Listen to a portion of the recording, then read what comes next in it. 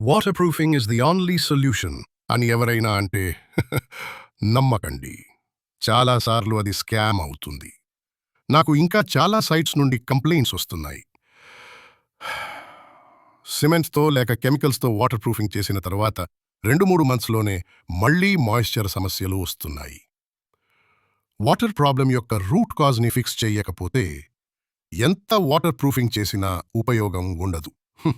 Leaking slabs, injection గ్రౌటింగ్తో water arrest చేయడం, damage screed remove చేసి మళ్ళీ కరెక్ట్గా రీలేయింగ్ చేసి వాటర్ ప్రూఫింగ్ లేయర్ అప్లై చేయడం, స్లోప్ ఇష్యూస్, ఎక్స్పాన్షన్ జాయింట్స్ని కరెక్ట్గా సీల్ చేయకపోవడం, బాత్రూమ్ ఇపాక్సీ గ్రౌటింగ్ని మాత్రమే యూజ్ చేయడం, టెర్రస్ పై టైల్స్ వేసి వాటర్ స్టాప్ అవుతుంది అనుకోవడం, ఇది పెద్ద మిస్టేక్.